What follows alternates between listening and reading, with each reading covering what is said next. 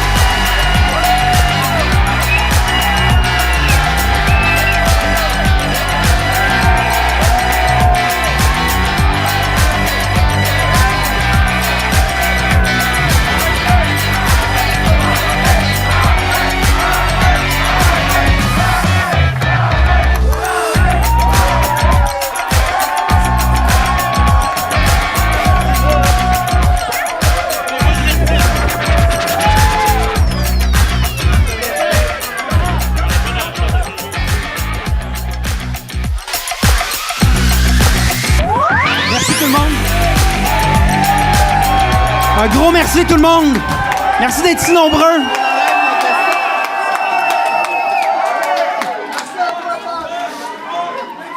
Ce soir, chers amis, nous sommes approximativement à 1 an des prochaines élections générales au Québec. Les citoyens d'Arthabasca-l'Érable ont envoyé un message clair qui fait écho dans tout le Québec. Le Québec réclame un changement profond. Et ce soir, nous avons confirmé que la formation politique qui incarne le mieux le changement réclamé par les Québécoises et les Québécois, c'est le Parti québécois. C'est le Parti québécois avec Alex Boissonneau.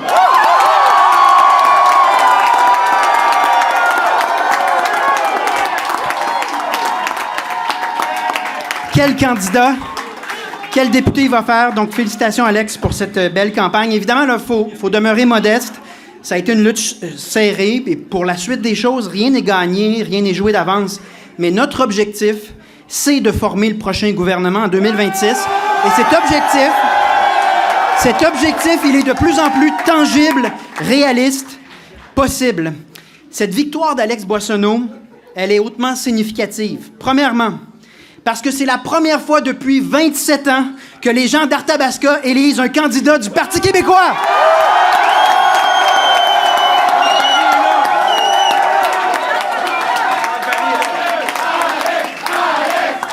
Et la dernière fois qu'elle avait choisi un député du Parti québécois, c'était un homme d'exception, un député dont le nom résonne encore partout ici. C'est Jacques Barry, il est là ce soir. Et ce dont je suis le plus fier, c'est que je pense qu'on a trouvé un digne successeur à Jacques Barry, à son travail en Alex Boissonnault. C'est également très significatif comme victoire parce qu'on ajoute une autre pièce maîtresse, un autre pilier de ce qui peut constituer une équipe capable de remplacer la CAQ et de former un gouvernement solide en 2026. Et on fait ça dans un contexte où le Parti québécois avait obtenu seulement 10 % il y a à peine 3 ans à l'élection générale. Ce soir, nous sommes autour de 45-46. C'est une progression dont je suis tellement fier et je dis merci aux gens d'Arthabasca en passant les gens les plus sympathiques en termes de porte-à-porte, la plus belle expérience, des gens, même quand ils ne sont pas d'accord, des gens toujours calmes et gentils, j'ai vraiment apprécié. Et je tiens à souligner ce qu'Alex Boissonnault a fait là-dedans. Du porte-à-porte à tous les soirs, certes, mais au moment de prendre la décision de se lancer, ça prenait une bonne dose de courage. C'est un père de 4 enfants qui dit « Moi, je vais lâcher mon emploi, un emploi qui sera toujours mieux rémunéré que ce qu'il fera jamais en politique. Et je vais le faire sans aucune garantie de victoire. » Et ce qu'il m'a dit à l'époque, sachez-le, il m'a dit « Ça me travaille parce que je veux donner une représentation digne, une représentation solide à mon monde, à mon coin de pays. » C'est ça qu'il me disait. Puis je lui ai dit, « Ben si c'est ça, fais-le. » Et il a sauté avec le résultat que vous connaissez ce soir.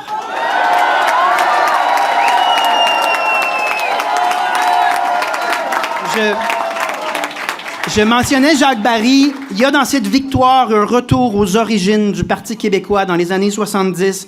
Un parti qui cogne aux portes.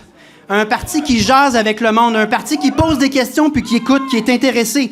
Un parti qui est porté par des bénévoles qui n'ont aucun autre intérêt que l'espoir que le Québec se remette sur les rails et réalise son plein potentiel. Et ça, c'est grâce à vous. Merci.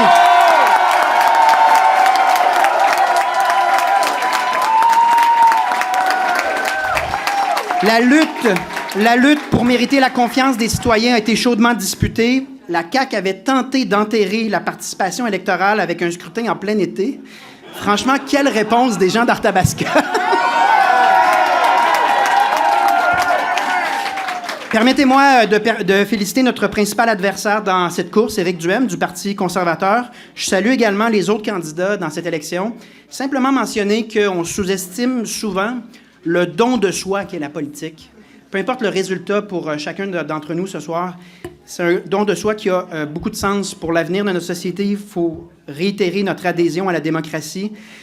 Aux citoyens qui n'ont pas voté pour nous, qui ont voté conservateur ou d'autres partis, je veux aussi vous dire qu'avec tout ce porte-à-porte-là, on vous a entendu, puis on n'a pas seulement écouté les messages qui venaient de notre propre électorat.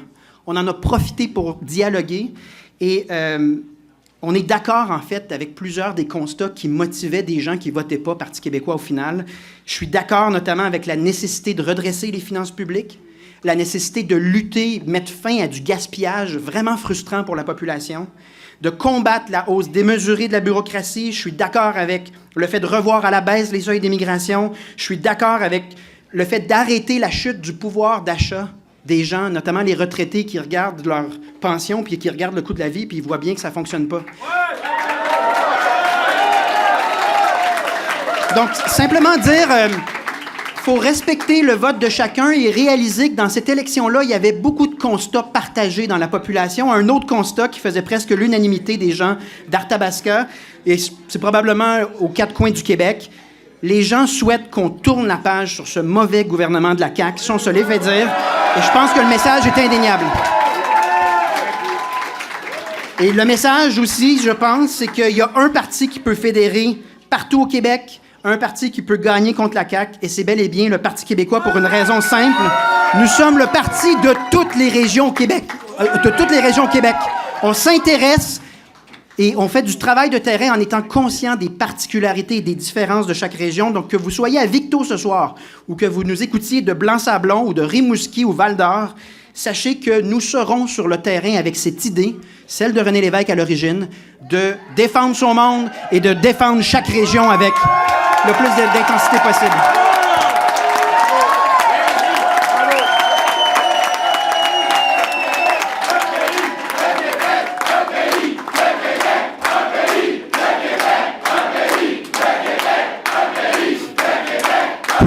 Puisque vous m'en parlez, c'est une défaite aussi pour les partis qui n'avaient comme seul argument la peur du référendum. On l'a vu dans cette campagne-là. Des partis qui... Puis je vais être très honnête. Il y a beaucoup de gens dans Arthabasca qui partagent nos constats, mais qui, dans un contexte qu'on connaît aux États-Unis notamment, sont pas nécessairement... ils n'ont pas acheté l'idée d'une consultation populaire, mais ils sont au même endroit sur plusieurs enjeux.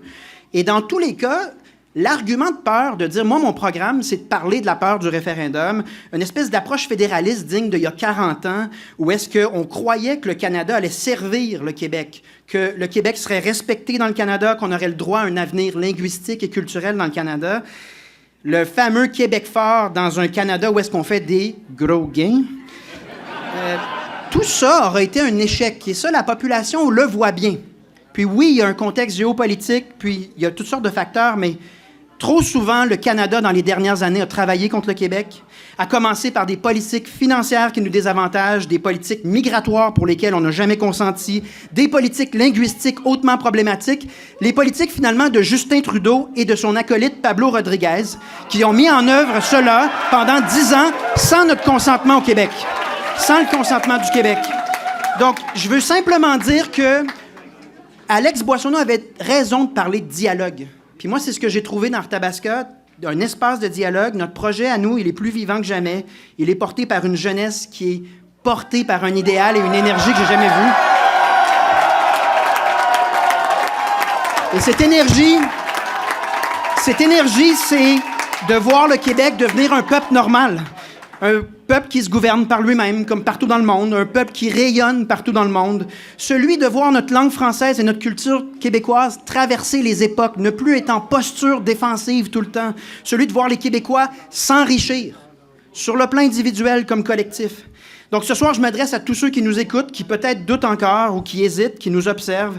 J'ai fait beaucoup de porte-à-porte, lui encore plus, à tous les soirs, et je pense qu'il faut entendre l'insatisfaction, même des fois la colère, et la traiter avec respect et écoute, parce qu'ils ont raison, les gens, d'en avoir soupé du gaspillage éhonté, des services déficients pour des services qu'on a payés finalement, des services absents, des choses fondamentales auxquelles on est droit de s'attendre. On est en droit de s'attendre. Donc ce soir, je tends la main à tous les citoyens qui nous écoutent. Le Parti québécois, c'est le parti de tous les Québécois.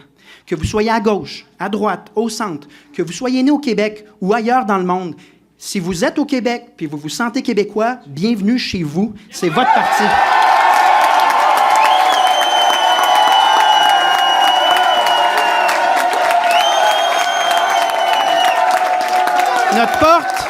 Notre porte, elle est grande ouverte. Le Québec a définitivement besoin de faire front commun, de se rassembler autour de ce qu'il y a de fondamental pour nous. Notre paix sociale. On est un endroit paisible qui se distingue pour ça de par le monde. Nos services à des tout-petits qui en ont besoin, à nos aînés, la dignité de nos aînés. Une pérennité et un respect pour notre langue et notre culture. Et une volonté ferme que les fonds publics ne soient pas gaspillés comme si c'était de l'argent Monopoly. Il me semble que c'est pas trop demandé, puis il me semble qu'on peut se rassembler autour de tout ça. Donc, dans les prochains mois, nous serons à votre écoute. Nous allons nous promener.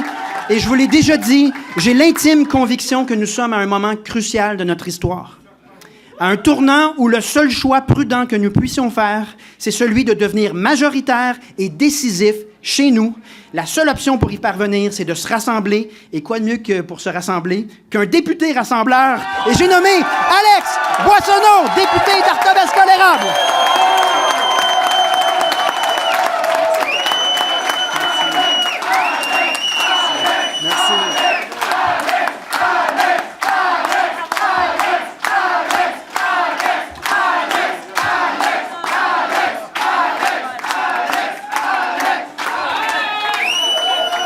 Je sais pas pour vous autres, mais moi, j'ai chaud. Ça me rappelle un peu la campagne qu'on vient de mener. Hein? Alors, salut tout le monde, mes amis. Quelle fierté je ressens en ce moment. Je vous regarde, puis je me sens tellement fier, je me sens tellement inspiré. Je suis fier de vous, je suis fier de nous. Ce soir, on réalise un exploit extraordinaire. On vient de reconquérir le magnifique coin de pays qui est le nôtre. Quelle campagne ça a été, quel souvenir on va en garder. Si on a réussi, c'est parce qu'on y a mis tout notre cœur, on n'a ménagé aucun effort,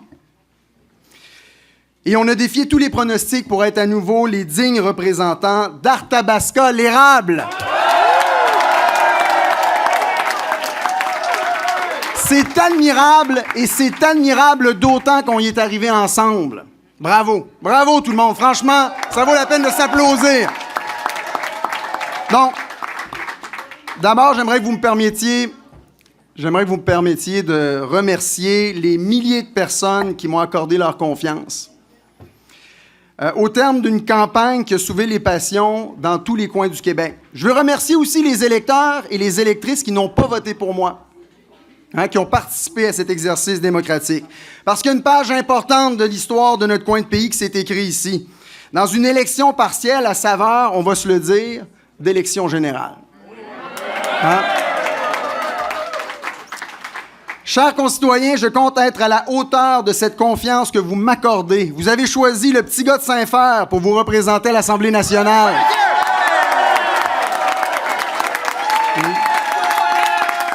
Et surtout, vous avez choisi le petit gars de Saint-Fer pour se joindre à l'équipe qui, et je pense c'est de plus en plus clair, est celle qui sera en mesure de remplacer la coalition Avenir Québec en 2026.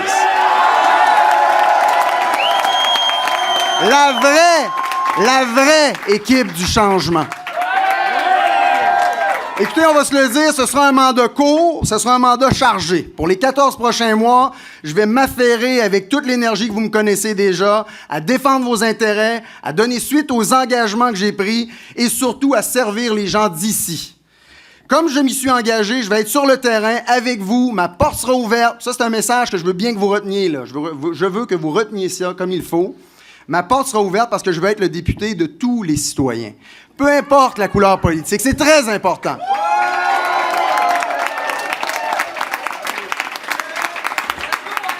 J'ai envie d'ajouter ceci.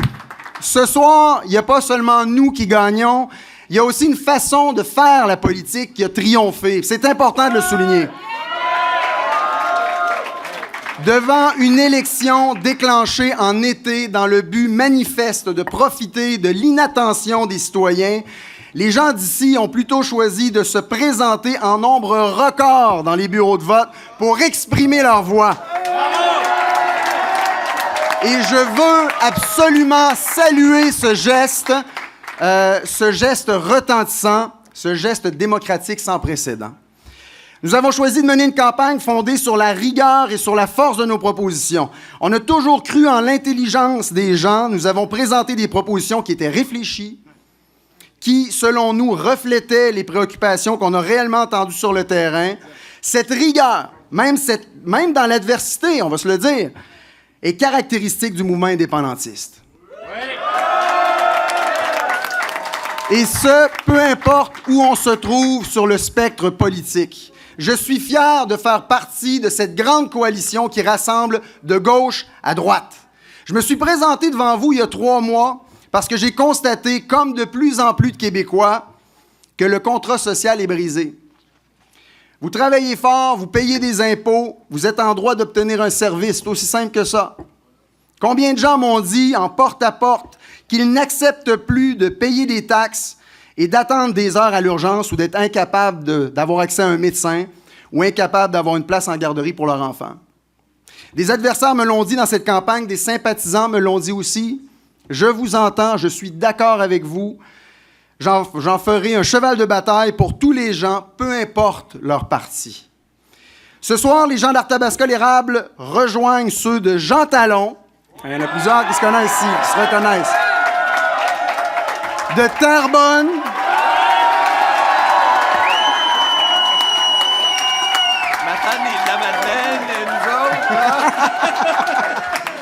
Dans le message clairement envoyé à ce gouvernement, c'est assez les projets sur un coin de table, c'est assez le gaspillage éhonté des fonds publics, c'est assez de tourner en rond en attendant des changements qui ne viennent pas. Ce soir, le changement que nous incarnons franchit un nouveau cap. Rien n'est à son épreuve, tout est possible.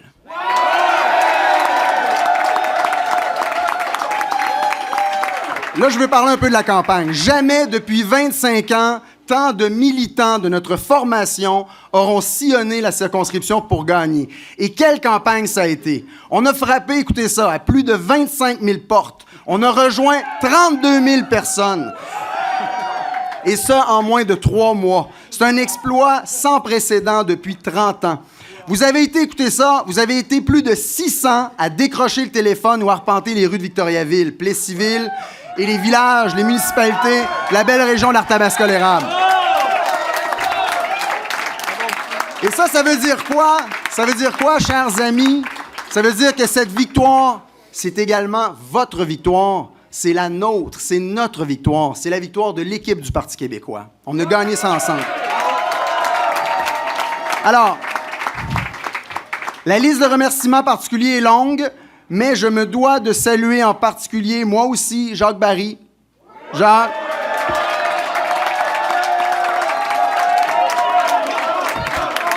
Jacques. Vas-tu dire un mot sur les adversaires quand même?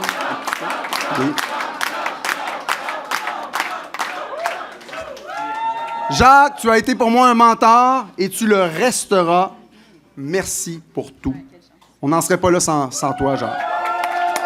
Alors, j'ai eu le privilège d'être entouré des meilleurs pendant cette campagne, des jeunes et des moins jeunes qui n'ont jamais compté leur temps et qui ont fait de nombreux sacrifices. William, Félix, Louise, Katrina, Tristan, Alexandre, Alain, tout le monde. Vous vous reconnaissez, vous avez mon plus grand respect. Et comme tant d'autres qui ont osé rêver, il faut absolument que je salue aussi Mégane, Catherine, Joël, Pascal et Pascal, qui ont donné à notre campagne une aide formidable. Je vous remercie du fond du cœur. Et bien sûr, je veux remercier aussi mon chef, Paul. Merci pour tout, Paul. Merci pour ta rigueur. Merci pour ton courage politique, pour ton audace. Merci de m'avoir approché ce printemps et d'avoir insisté. Il y a des moments dans la soirée où je me demandais si c'était une bonne chose. Merci, Paul. Franchement, sans toi, je ne serais pas ici ce soir avec le mandat le plus important de toute ma carrière, celui de représenter les gens de ma région à l'Assemblée nationale. Ça veut dire tout le monde, toute ma région, ceux qui ont voté pour moi, ceux qui ont voté aussi pour mes adversaires. Naturellement, il n'y a rien de tout ça non plus qui serait possible sans l'implication totale de ma femme, Chin, et le soutien de mes parents qui sont là, qui ont tenu le fort à la maison, avec mes gars, avec ma fille, pendant 3 mois intenses. Mon amour, mes enfants que j'adore, papa, maman, je vous aime fort. Enfin, je veux saluer aussi les autres candidats, c'est important. Je veux saluer M. Duhem du Parti conservateur, Mme Marchand du Parti libéral, Mme Fortin de Québec solidaire et M. Brasseur de la CAQ et les autres candidats aussi. Je sais que vous avez travaillé fort pour défendre vos idées, ça commande le respect. L'heure est désormais au rassemblement d'Arthabasca-l'Érable. Dès aujourd'hui, je tends la main aux partisans de tous les camps pour être le député de tout le monde. Vous pouvez compter sur mon engagement complet à l'image de la campagne que nous avons menée. Je souhaite bâtir des ponts et m'inspirer de mes prédécesseurs pour être un bon député. Merci tout le monde. Merci Arthabasca-l'Érable. Vive le Québec! Merci. Vous êtes beaux.